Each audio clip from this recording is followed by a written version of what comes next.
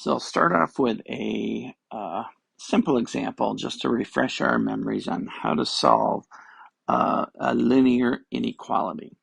So first things first, just as though this were an equation, I'm going to gather all my variables on one side.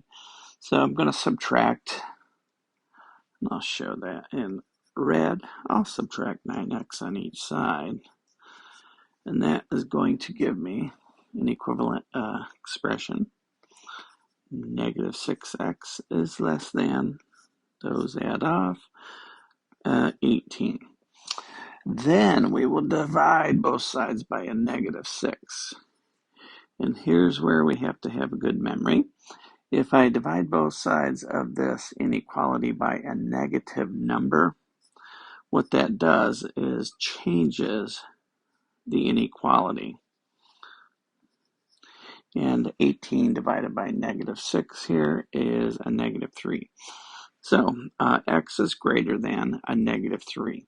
And usually the way these will finish out in algebra class is with a graph. So let me do a quick graph here. Line that looks something like this. I usually put whatever this number is, the negative 3, right in the middle. So then I will just fill in a few numbers around the sides. Maybe I'll go down about 2 numbers. All right, now, because this is greater than, it is going to yield an open circle here. It's not going to be filled in. Okay, there's no equal sign with this. So, open, and everything to the right, or everything that is greater than the negative 3. All right, let's look at one more. Actually, I have a total of 4 here. All right, now we're going to look at solving, they're technically a pair of simultaneous inequalities. Notice there's an expression here in the middle, 3x minus 2, and then I have less than 13, but I also have it going this way. It is, reading it this way, it would be 3x minus 2 is greater than or equal to 4. All right, so what we're going to do is solve it both ways. So if I wanted to get my 3x by itself, notice I don't have any x terms here, which that could happen, but I want to add a 2 on each side. So if I added a 2 on this side, then I would have a 15 over here. Oops, undo that. 15. And it would go away, leaving with 3x. But we also want to do it on this side. So I'm going to add 2 to this side, which is going to leave me with a 6. So we have 3x is less than 15, or 3x is greater than or equal to 6. So last thing we'll do is solve for x. I'm going to divide everything by 3, and I'm not dividing by a negative, so I don't have to worry about changing the inequalities around. So this just becomes 2 is less than or equal to x, which is less than 5. So to graph this one, it's going to be a conjunction. This expression is called a conjunction. So I'm going to have to draw a number line, make sure it has a 2, and it has to have a 5. So let me count up to 5. That's a bad 5. Let me undo that and make that a neater looking 5. There we go. So notice here is just less than, no equal to. So that's going to give me a open circle around the 5. But over here, I have less than or equal to. So that is going to give me a solid dot on the 5. And then, of course, I suppose I could have done this a different color. Everything in between would solve the original inequality. So that's a circle around it. So this original inequality up here would be solved by anything from 2 and including 2 all the way up to but not including 5.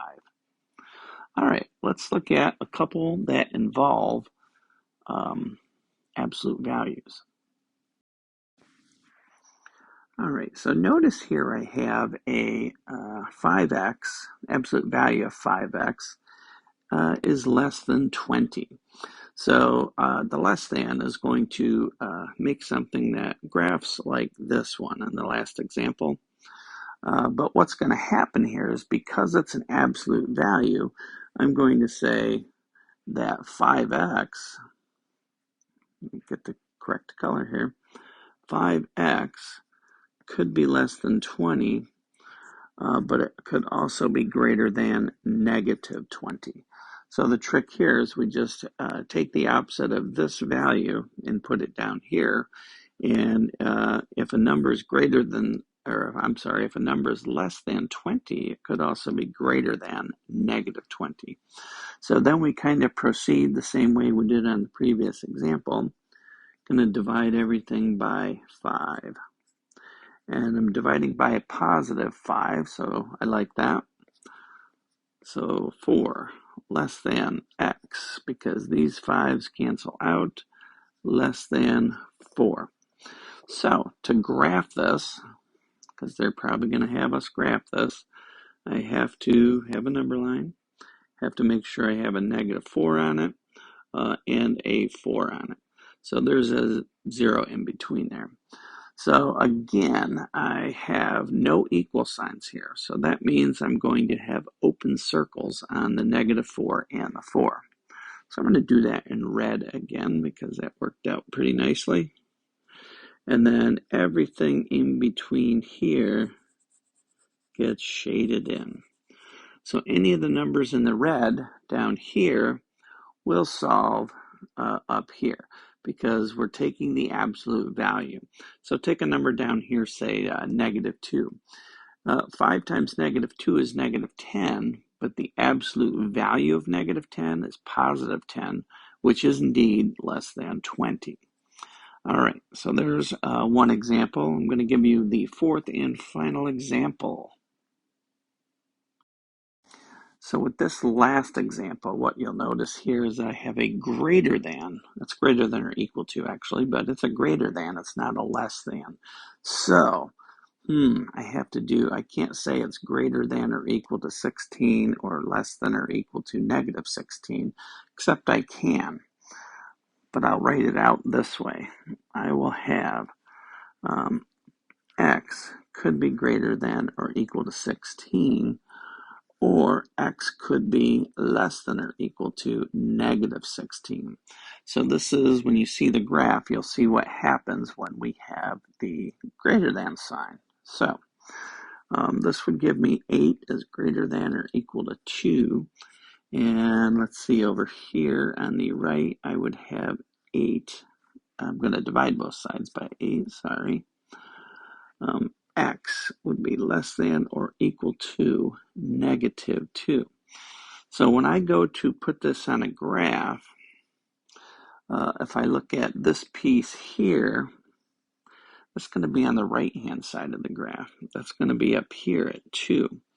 And it's going to be everything that is greater than or equal to 2. So it's going to be going this way. But the other side, this is x is less than or equal to negative 2. So this is what happens when I have a greater than, is things point out in either direction. So let me go ahead and put a negative 2 down here, which would put a 0 about here, a 1 about here, negative 1 about here. And again, this has an equal sign.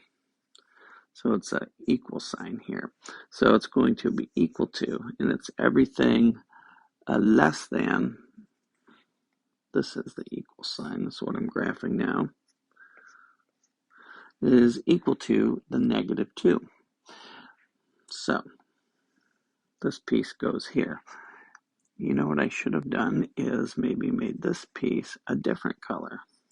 And I will do that. Better late than never. Here we go.